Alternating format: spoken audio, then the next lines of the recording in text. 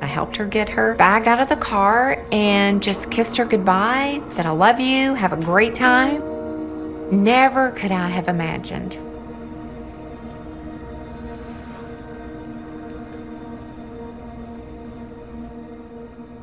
that would be the last time.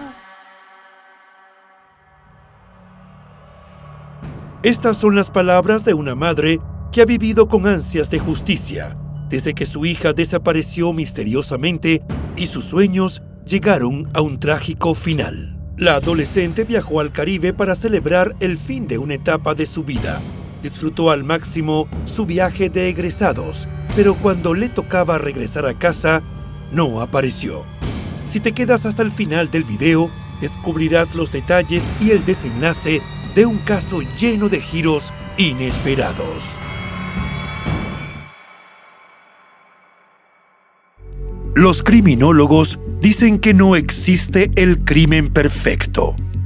Lo que existe es el crimen mal investigado. Siempre, en cualquier investigación, aparece una pista clave que lleva hacia el asesino.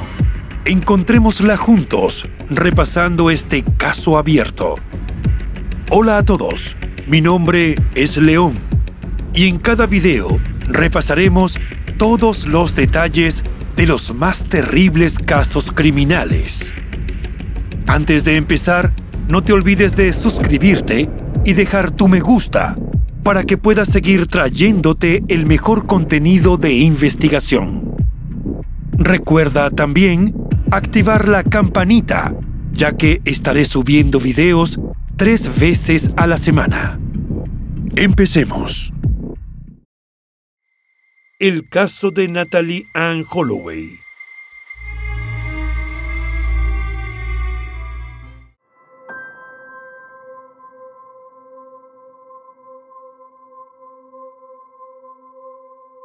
Natalie Ann Holloway nació el 21 de octubre de 1986 en Clinton, una ciudad dentro del condado de Hinds, Mississippi, en los Estados Unidos. Fue la mayor de los 2 hijos de David Edward Holloway y Elizabeth Ann Holloway. Natalie tuvo una niñez dulce y feliz, incluso después del divorcio de sus padres en 1993. Ella y su hermano Mateo se quedaron bajo el cuidado de Elizabeth, quien se casó nuevamente en el año 2000 con George Hugh Tweedy, un prominente hombre de negocios. Tras el matrimonio, la familia se fue a vivir a Alabama, donde Natalie cursó sus estudios de secundaria en la escuela Mountain Brook con una brillante travesía que la destacó como una excelente estudiante. La jovencita fue miembro de la Sociedad Nacional de Honor y, entre otras actividades extracurriculares, era miembro del equipo de baile de la escuela, pero además estaba involucrada con la iglesia. Finalmente, se graduó con honores el 24 de mayo de 2005. Natalie tenía el sueño de estudiar medicina y había ganado una beca completa para formarse en la Universidad de Alabama, pero antes tenía previsto el viaje de egresados, con el cual daría cierre a un importante ciclo en su vida. La chica a la que familiares y amigos cariñosamente llamaban Hootie era una joven hermosa, alegre, extrovertida y con mucha energía, que se había ganado con esfuerzo el derecho a disfrutar del viaje de graduación junto a sus compañeros de clase. El destino que escogieron fue Aruba, una isla deslumbrante del Caribe, que muchos estudiantes del último año eligen por la belleza de sus playas paradisíacas, las actividades deportivas y la alegre y festiva vida nocturna. Natalie estaba emocionada y el día del viaje despertó a su madre para que la llevara a casa de una amiga con quien se iría hasta el aeropuerto.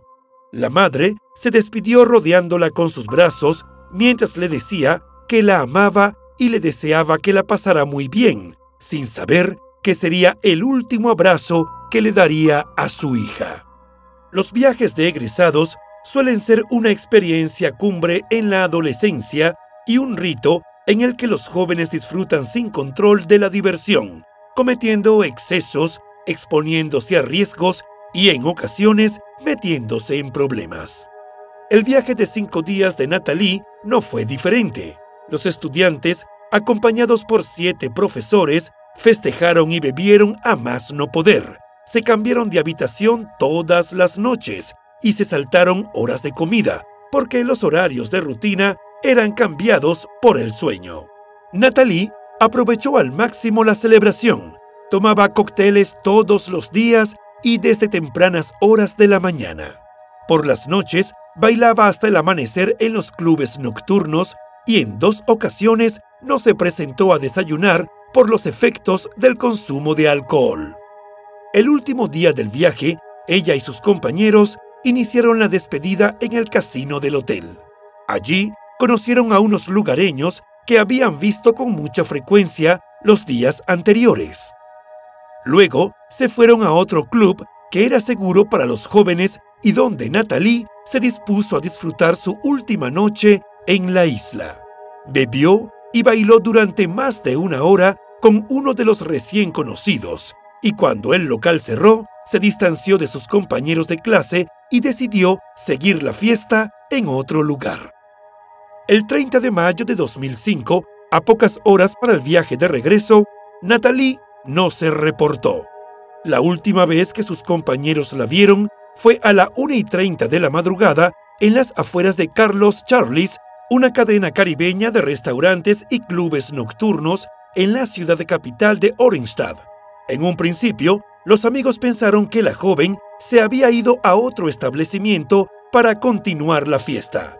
La buscaron por el hotel y en los alrededores del mismo, pero no la localizaron y nadie sabía nada de ella. Pero en su habitación aparecieron su valija y su pasaporte.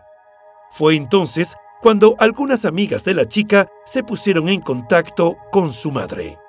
Desde que Elizabeth recibió la llamada, pensó que su hija estaba en problemas. Ella sabía que Natalie podía ser extrovertida y alegre al extremo, pero también era una joven responsable y su equipaje organizado daba cuenta de ello. Por eso, en menos de 24 horas, ella, su esposo George y el padre de la joven subieron a un avión y viajaron a Aruba. Elizabeth llegó a la isla para ponerse al frente de la búsqueda y lo primero que hizo fue seguir los últimos pasos de su hija. En su investigación particular, descubrió que Natalie había sido vista por última vez saliendo de un club nocturno con 3 chicos que no eran compañeros del colegio: Joran van der Sloot, de 17 años y de origen neerlandés, y los hermanos Deepak Kalpoe y Satish Kalpoe, de 21 y 18 años respectivamente, ambos provenientes de Surinam. Joran había pasado muchas horas jugando en el casino ubicado al lado del hotel Holiday Inn, donde se hospedaba Natalie. Las cámaras de seguridad del lugar lo situaron cerca de la chica y fue así como Elizabeth determinó que era la primera persona a quien había que buscar. El nombre del chico lo aportó el gerente del club nocturno, quien lo reconoció en los videos de seguridad del establecimiento. Con esa información, Elizabeth pidió apoyo a la policía local para conversar con el joven. Acompañados de unos amigos y 2 funcionarios, llegaron hasta la residencia de los van der Sloot con la intención de recoger a su hija esa misma noche. Los 3 jóvenes que fueron vistos con Natalie estaban allí, pero ella no. Cuando le preguntaron al adolescente por el paradero de Natalie, lamentablemente la respuesta de Joran no fue la que ellos esperaban, y lo más grave es que sabían que estaba mintiendo. En principio, Joran, quien lideraba el grupo, negó conocer el nombre de Natalie, pero cuando los funcionarios lo confrontaron con la información captada por los videos de vigilancia, dijo que él y sus amigos la llevaron hasta el faro para ver a los tiburones, y luego fueron de regreso al hotel, donde, según su testimonio, la dejaron cerca de las 2 de la madrugada. Finalmente, afirmaron que Natalie había bebido mucho esa noche y cuando llegaron al lugar donde se hospedaba, la chica se golpeó y se cayó mientras bajaba del vehículo, pero se negó a que los 3 jóvenes la ayudaran y fue asistida por unos guardias de seguridad. De acuerdo con la versión de Joran, que fue corroborada inmediatamente por Deepak, esas personas fueron las últimas con las que ellos vieron a Natalie. Esa misma noche, la madre de la joven de 18 años regresó al hotel y revisó las grabaciones de las cámaras de seguridad, tratando de ubicar el punto donde los jóvenes dejaron a Natalie. Para su sorpresa, la chica no aparecía en las imágenes. Simplemente su hija no había pasado por la recepción para volver a su habitación. Elizabeth acudió nuevamente a la policía y denunció que los 3 jóvenes estaban mintiendo. Sin embargo, la actuación de las autoridades no dio los resultados que ella tanto esperaba. De inmediato, el caso de Natalie fue noticia y su madre emprendió una campaña para que cualquier persona que tuviera información sobre el paradero de la joven se acercara a ella o a las autoridades. Mientras tanto, se desplegó un gran operativo de búsqueda por la isla. El gobierno de Aruba autorizó a los trabajadores a dejar sus empleos para sumarse como voluntarios y un centenar de ellos apoyó a la desesperada madre. Unos 50 soldados holandeses revisaron las costas y equipos de buzos se unieron para rastrear en las profundidades del océano.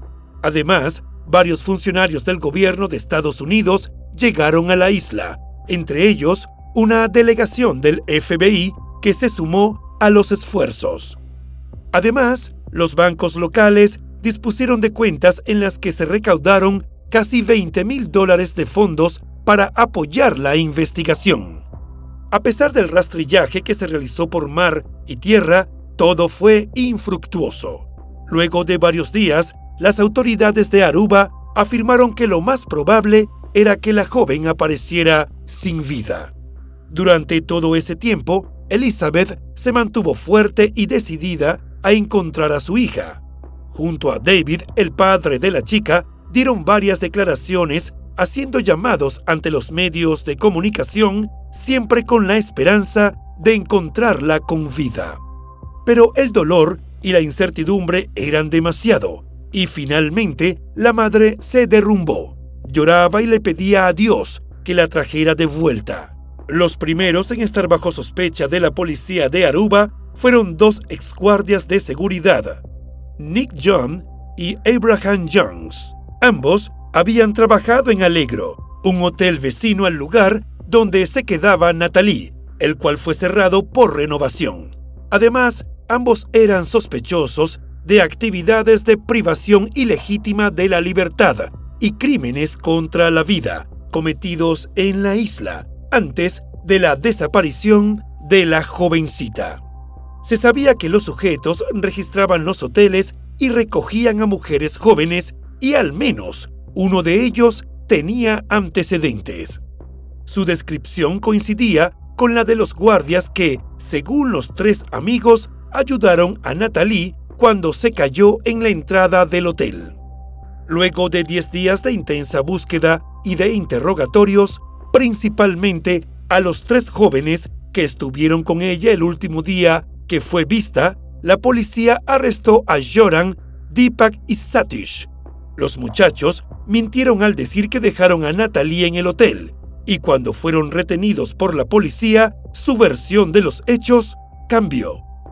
Los 3 afirmaron que ese día se fueron a jugar a la playa y después simplemente se quisieron ir a dormir y dejaron a la turista allí, a la intemperie. Con el paso de los días, la desesperación de la familia de Natalie fue creciendo y su única alternativa era mantener información constante a través de sus declaraciones ante los medios de comunicación. La misteriosa desaparición de la joven conmocionó a la sociedad de la isla, pero también tuvo un gran impacto mediático en Estados Unidos, lo que presionó a las autoridades locales.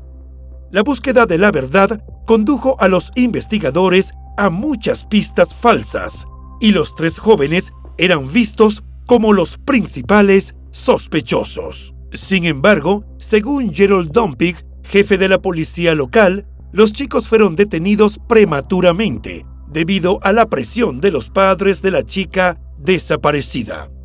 Desde el instante en que Joran, Deepak y Satish cambiaron la versión de los hechos, los detectives intervinieron sus correos electrónicos, llamadas telefónicas y establecieron una vigilancia constante sobre ellos, la cual se detuvo cuando fueron arrestados. El 11 de junio fue el día más duro para la familia y los amigos de Natalie, pues David Cruz, portavoz del ministro de Justicia de Aruba, anunció que la joven estaba muerta y las autoridades conocían el paradero de su cuerpo.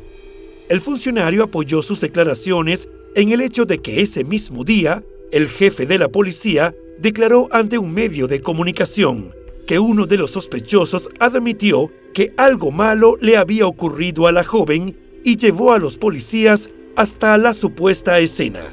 Tiempo después se retractó y alegó haber sido víctima de una gran ola de desinformación. En otro giro extraño de la investigación, el 17 de junio también fue arrestado un discjockey de nombre Steve Gregory Cross. Por alguna extraña razón, el hombre de 26 años fue mencionado durante los interrogatorios de los tres principales sospechosos. Steve trabajaba en un barco turístico que ofrecía cenas, bailes y natación todas las noches, el cual atracaba cerca del hotel donde Natalie se había alojado. Fue interrogado durante el fin de semana hasta que un juez determinó que no había pruebas para detenerlo. 5 días después, la policía de Aruba arrestó al juez Paulus van der Slot, padre de Joran, porque se sospechaba que tenía información sobre la desaparición de la joven de 18 años. De acuerdo con las leyes de Aruba, al existir una duda razonable, la fiscalía podía ordenar que permaneciera detenido hasta otras 48 horas para ser interrogado. El magistrado, de 53 años, no era sospechoso en la desaparición de la adolescente, pero sí se le relacionaba con un delito menor como la ocultación de pruebas. De hecho, desde un principio se le prohibió visitar a su hijo en prisión, porque se creía que el contacto entre ellos podía afectar la investigación.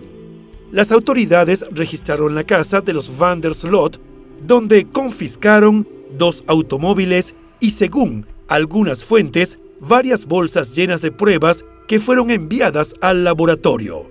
También se les realizaron análisis de ADN a los 3 principales sospechosos.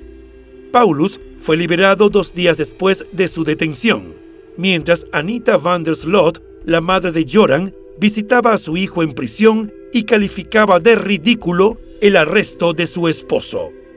Ella expresó su disgusto y dolor ante los medios, primero porque no entendía lo que estaba pasando y luego porque la integridad del juez, con 15 años de ejercicio, era puesta en entredicho.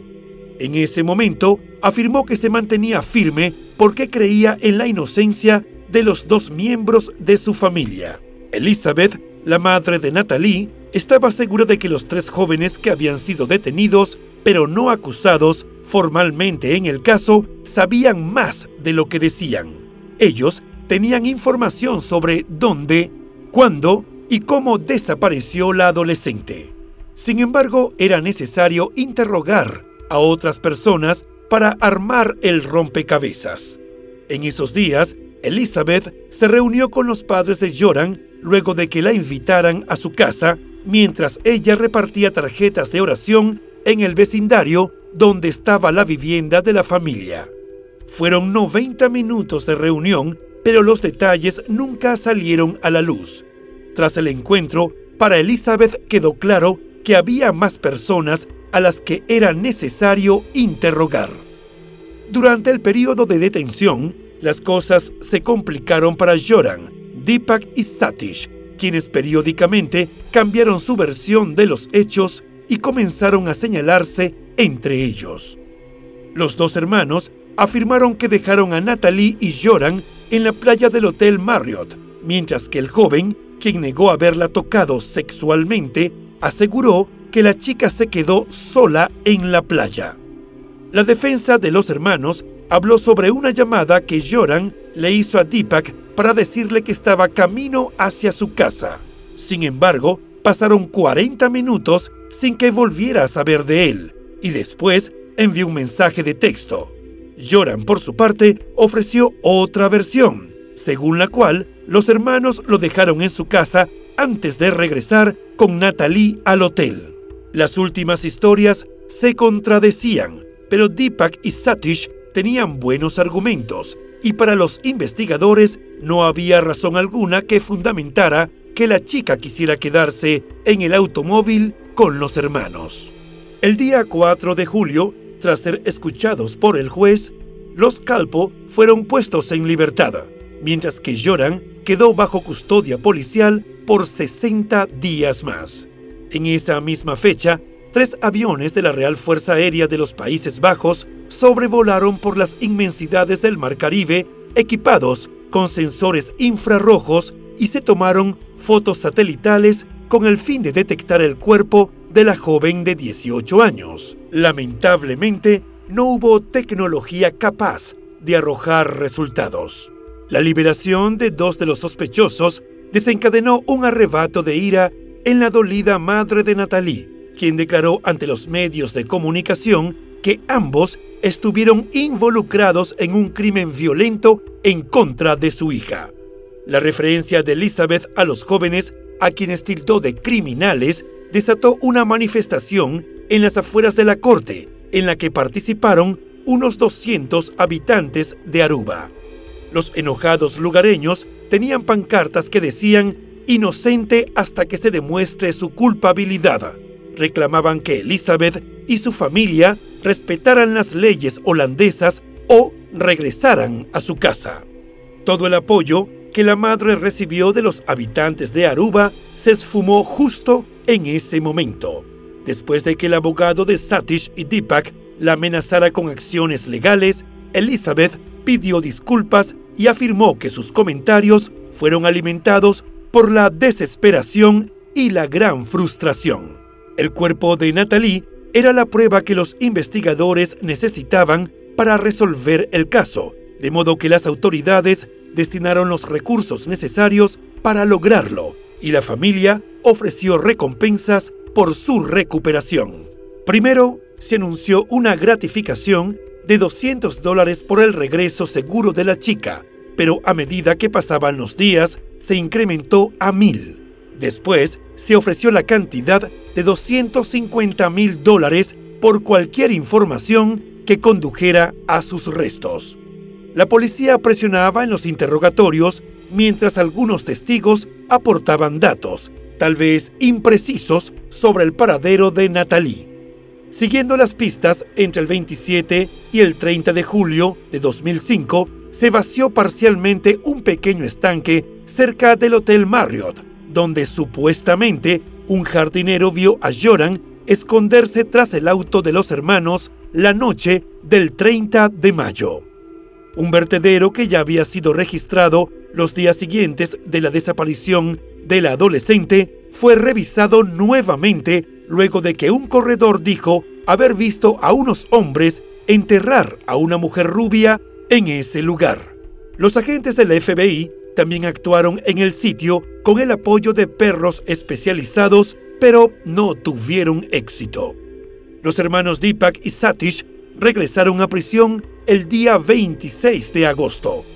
De acuerdo con la versión policial, fueron detenidos bajo sospecha de abusar sexualmente de la chica y posteriormente quitarle la vida. Los detectives tenían nuevas evidencias en su contra, aunque nunca informaron cuáles eran. Además, la policía también procedió al arresto de Freddy Arambatz, un joven de 21 años sindicado de tomar fotos y tener contacto físico con un menor durante un incidente previo en el que supuestamente también estuvieron involucrados Joran y los 2 hermanos. Los oficiales y la fiscalía no tenían pruebas para acusar a los jóvenes, y el 3 de septiembre, la familia de Natalie, que llevaba meses intentando cerrar el capítulo sobre la desaparición de la joven, recibió un nuevo golpe: la liberación de los sospechosos. Los jóvenes quedaron bajo investigación y a disposición de las autoridades. Pero 10 días después, el Tribunal de Apelación de las Antillas Neerlandesas y Aruba les levantó todas las restricciones. Joran cumplió 18 años mientras estaba tras las rejas y en todo el proceso nunca se doblegó. Por el contrario, siempre posó sonriente ante los medios de comunicación como si la atención que recibía alimentara su ego. Y cuando dejó de recibir atención en Aruba, voló a Estados Unidos para dar varias declaraciones con su propia versión de los hechos. En una larga entrevista concedida a la cadena de televisión Fox News, el chico dio supuestos detalles sobre la noche del 30 de mayo. Afirmó que Natalie quiso tener relaciones íntimas, pero él se negó porque no tenía protección. También dijo que ella le pidió quedarse en la playa, pero él no podía porque tenía que ir a dormir, pues tenía clase al día siguiente, de modo que Satish pasó a recogerlo alrededor de las 3 de la madrugada y Natalie se quedó sola en la playa. Are you ready to tell the truth? Yeah. Did you kill Natalie Holloway? No. Did you harm Natalie Holloway? No. And why should you be believed after all the lying that you've done in this situation? There's absolutely no reason to believe me. La versión sobre Satish había sido desmentida por su abogado durante el mes de agosto. Según el defensor, esa noche su cliente se quedó dormido y nunca fue por Joran. Para las autoridades de Aruba, la desaparición de la joven se convirtió en un fracaso que los perseguiría durante mucho tiempo, y Elizabeth, la madre de Natalie, acusó a la policía local de realizar un pésimo trabajo. Por su parte, el comisario de policía Gerald, quien dirigió la investigación desde mediados de 2005 y hasta 2006, el gobierno de Aruba ya había gastado aproximadamente $3 millones en la investigación, lo que significaba casi el 40% del presupuesto operativo de la policía. Durante una entrevista que concedió a una importante cadena de televisión, el funcionario dijo que tal vez Natalie murió por consumo excesivo de alcohol o por una sobredosis. Entre los años 2006 y 2007, las autoridades de Aruba apuntaron a más sospechosos y llevaron a cabo nuevos arrestos. Uno de los detenidos fue Geoffrey von Kronborg, bajo sospecha de crímenes relacionados con el tráfico de estupefacientes, los cuales, según el fiscal, podían tener relación con la desaparición de Natalie. Geoffrey fue interrogado durante 8 días y posteriormente quedó libre sin nada en su contra. Guido Weaver, hijo de un expolítico de Aruba, también fue arrestado en Países Bajos, acusado de complicidad y lo interrogaron durante 6 días en Utrecht. Luego fue puesto en libertad tras un acuerdo entre el fiscal y su abogado. Desde ese momento se formó un equipo de trabajo conjunto entre las policías de Aruba y Holanda. Pero la policía siempre volvía sobre la pista de los principales sospechosos. El 27 de abril de 2007, una veintena de peritos realizaron nuevas excavaciones en la casa de la familia de Joran. En esta oportunidad, se contó con el apoyo de funcionarios de la policía de Holanda, quienes llevaron a cabo un trabajo de perforación con palas y barras de metal, tanto en el patio como en sus alrededores. Las autoridades neerlandesas estaban enfocadas en resolver el caso y tenían elementos que justificaban una búsqueda más profunda. El portavoz de la Fiscalía no hizo ningún comentario sobre lo que impulsó las nuevas pesquisas, pero aclaró que la investigación nunca se había detenido. De acuerdo con algunas fuentes periodísticas, los investigadores hacían seguimiento a las declaraciones de los 3 jóvenes durante los primeros interrogatorios, así como los intercambios de correos electrónicos y llamadas entre los hermanos y Joran, por lo que el computador portátil de este último fue sometido a análisis. El fiscal explicó que, tratando de dar con el lugar donde fue cometido el crimen, la residencia de los dos hermanos también fue revisada en busca de evidencias. Los hombres opusieron resistencia, aparentemente porque los funcionarios no presentaron una orden. A mediados de 2007, Joran publicó un libro junto a la periodista Zvezdana Vukojevic, titulado El caso de Natalee Holloway, el cual recogía su versión de lo que le ocurrió a la joven. En noviembre de ese mismo año, más de 2 años después de la desaparición de Natalee, los 3 principales sospechosos fueron detenidos nuevamente. La Fiscalía de Aruba no detalló las nuevas evidencias, pero los acusó de participación en el homicidio premeditado de Natalee o de causar lesiones corporales graves. De acuerdo con algunas fuentes periodísticas, hubo grabaciones de llamadas telefónicas en las que se escuchaban a los jóvenes hablando sobre la adolescente. El 1 de diciembre de 2007, Deepak y Satish quedaron en libertad, pues aunque las nuevas pruebas y las anteriores eran motivo suficiente para presumir que eran cómplices de encubrimiento de las huellas de un delito y de deshacerse de un cadáver, de acuerdo con las leyes de Aruba, las personas acusadas de esos crímenes no califican para la prisión preventiva. Además, la falta de evidencias en el caso también impidió que el principal sospechoso de la desaparición de Natalee quedara más tiempo bajo custodia, de modo que el 7 de diciembre un juez de Aruba ordenó su liberación y citó la imposibilidad de demostrar que la joven murió a causa de un crimen violento o que Joran estuvo involucrado en ese delito. Su liberación significó la continuidad del Vía Crucis para la familia de Natalee. Las autoridades ya la daban por fallecida, pero sus restos tenían que aparecer como prueba del crimen. El 18 de diciembre de 2007, el fiscal Hans Moos declaró oficialmente cerrado el caso e informó que no se presentaron cargos por falta de pruebas, pero los 3 hombres seguían siendo objeto de interés para la fiscalía. Las autoridades tenían en sus manos mensajes intercambiados entre los chicos, en donde uno de los 3 declaraba que Natalee estaba muerta. La desaparición de la adolescente fue un boom mediático y los periodistas de investigación estaban ávidos de desenmarañar el misterio que envolvía al caso. Fue así como el reportero holandés Peter de Vries contrató al informante Patrick van der Em y con un vehículo acondicionado con micrófonos y cámaras consiguió una confesión de Joran.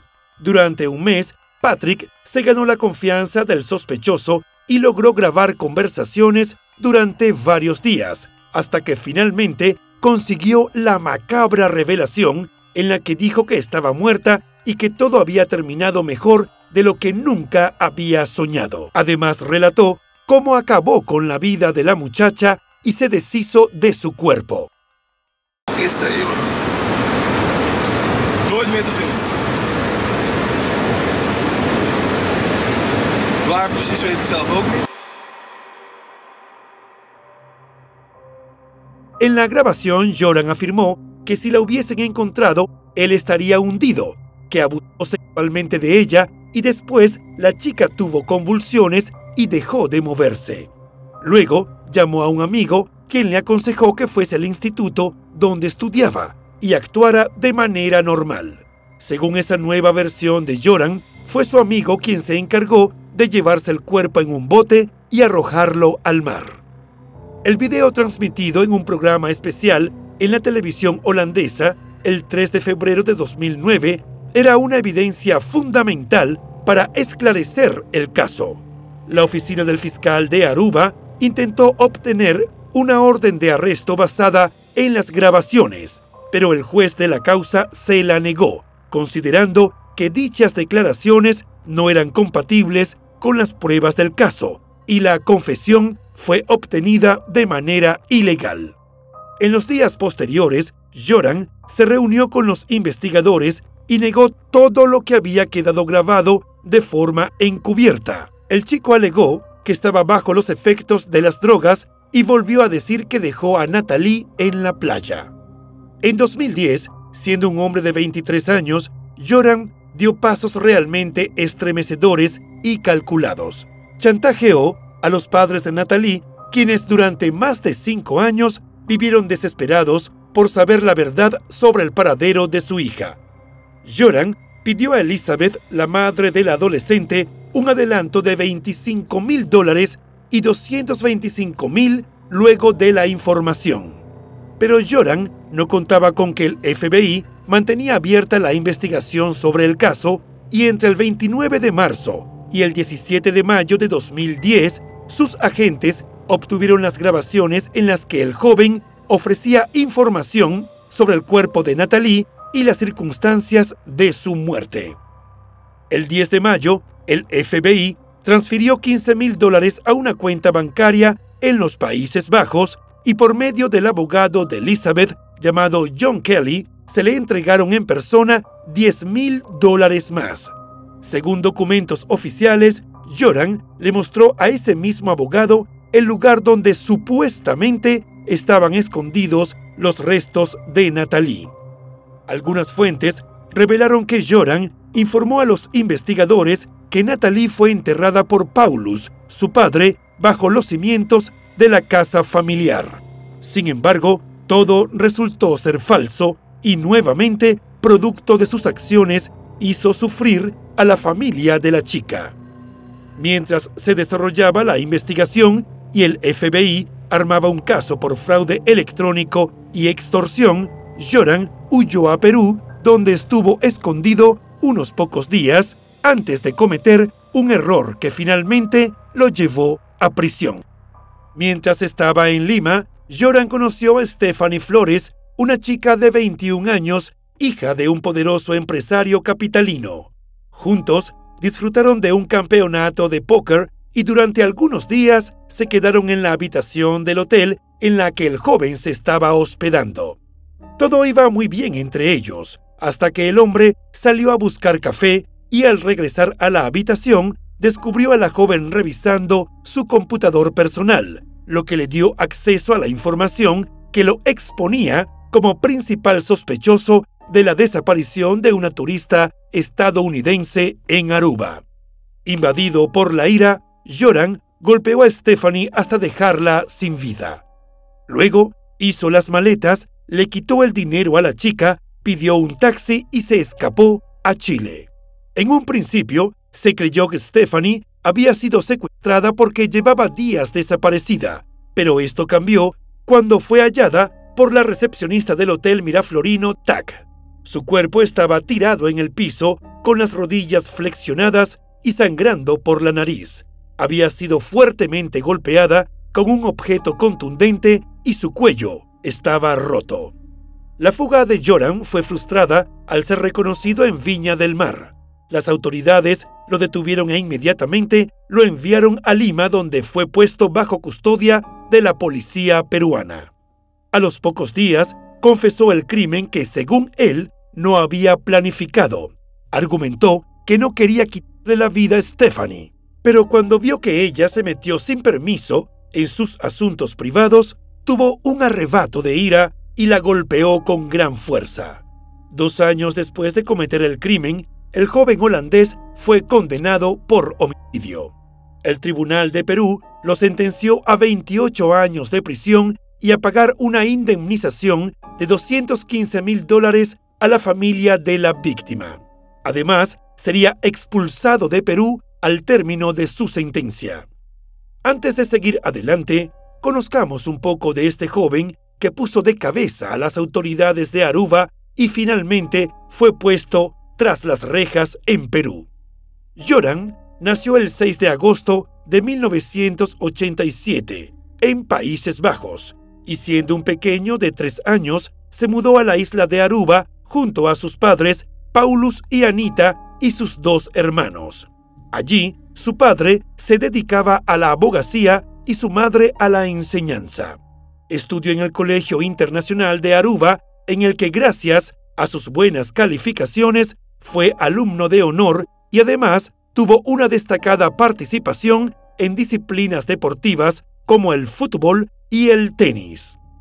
El joven, que a los 16 años ya experimentaba cambios de conducta y quería llevar una vida más libre de la autoridad paterna, comenzó a rebelarse y mentir hasta que consiguió mudarse solo a la casa de huéspedes que tenían en el jardín. Joran, con más libertad de movimiento, se introdujo en la vida nocturna de Aruba y se vio especialmente atraído por el mundo de los casinos y el juego. Una vez que terminó sus estudios en el instituto, se matriculó en la universidad, pero abandonó las clases para trabajar en un restaurante en el que no ganaba lo suficiente para sus apuestas, y por ello comenzó a robarles a sus propios padres. A principios de 2005, cuando Anita y Paulus se enteraron de los hurtos, enviaron a su hijo con un psiquiatra. El muchacho acudió a las consultas con regularidad y, según el profesional, logró progresar. Sin embargo, posteriormente Joran fue sometido a nuevas evaluaciones en el marco de la investigación por el crimen contra Stephanie, a partir de las cuales los expertos establecieron que tenía una personalidad psicótica, extremadamente violenta, fría, cruel y calculadora. Además, según los exámenes realizados por el área de psicología forense de la oficina criminalística, Joran era capaz de premeditar todo y mentir con demasiada frecuencia, algo que también se hizo evidente a lo largo de la investigación que se desarrollaba en Aruba. El hecho es que, a pesar de que las autoridades no pudieron demostrar su vinculación con la desaparición de Natalie, finalmente Joran estaba tras las rejas, lo que fue un alivio para la familia de la joven, pero no el cierre que tanto necesitaban.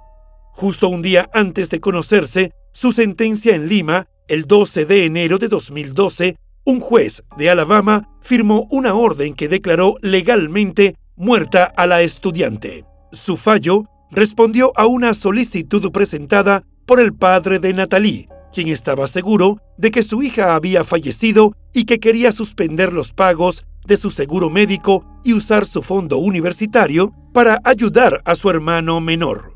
Aunque inicialmente Elizabeth se opuso a la acción iniciada por su ex-esposo, finalmente lo dejó seguir adelante porque comprendía sus motivaciones.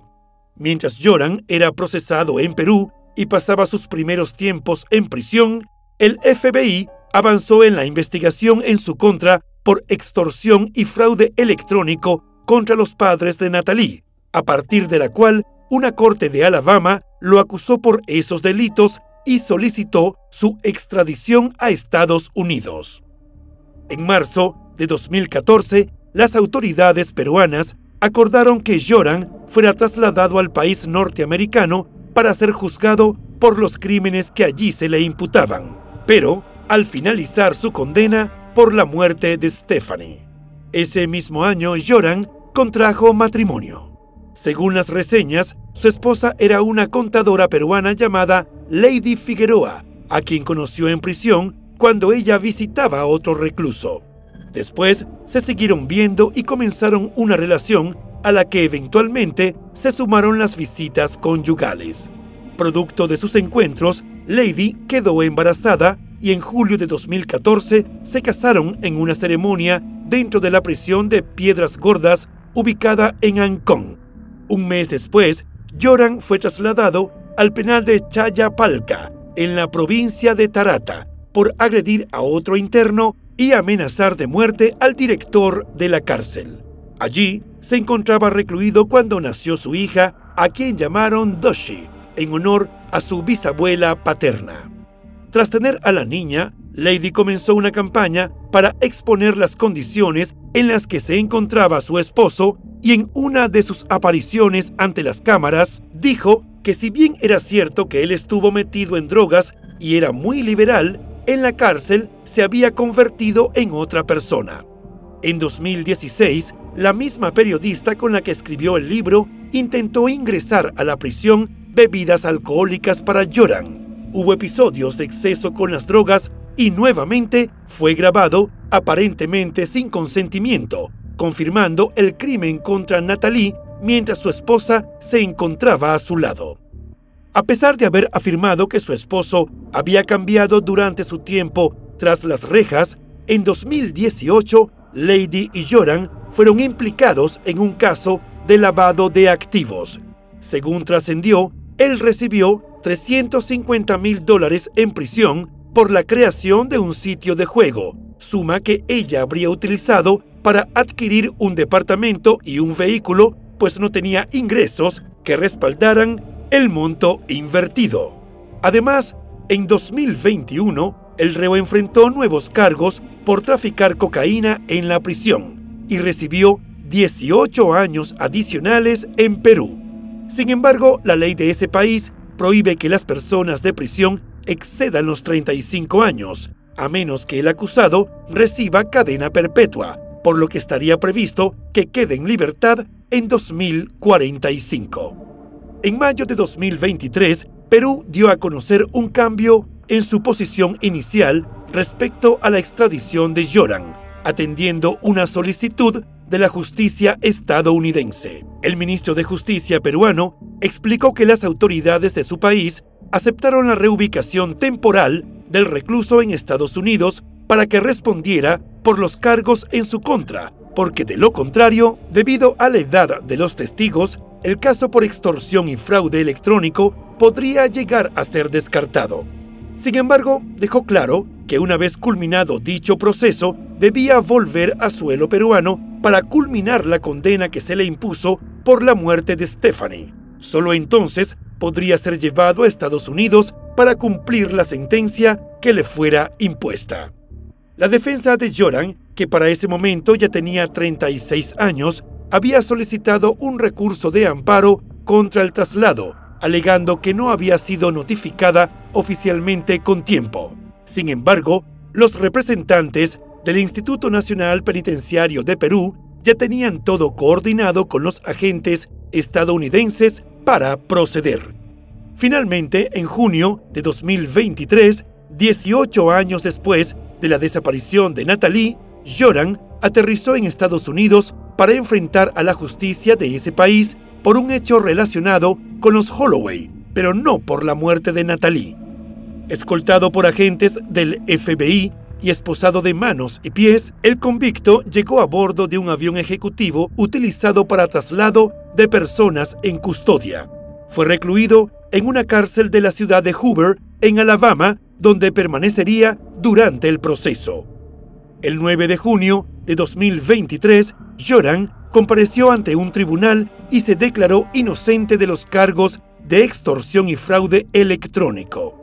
Aunque el hombre no estaba siendo juzgado por la desaparición de Natalie, su familia tenía la esperanza de que el proceso les diera las respuestas que tenían casi 2 décadas esperando. En los días previos al inicio del juicio, que tuvo lugar en un tribunal federal de Birmingham, el abogado de los Holloway dio a conocer que el acusado tenía la intención de declararse culpable con relación al caso de extorsión y fraude electrónico, y que como parte del acuerdo se le estaba requiriendo la revelación de detalles sobre la muerte de Natalie. El 8 de octubre de 2023, Joran van der Sloot se declaró culpable ante la jueza del Tribunal de Distrito de Estados Unidos, Ana Manasco, y fue sentenciado a 20 años de prisión por su papel en un plan para obtener $250,000 de Elizabeth Ann Holloway, la madre de Natalie Holloway.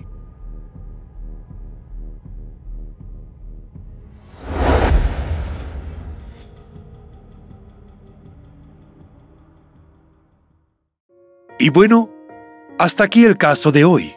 Como siempre, agradezco tu apoyo a mi trabajo. Si te suscribes, das un me gusta y compartes este video, me ayudarás a seguir creando contenido. Hasta pronto.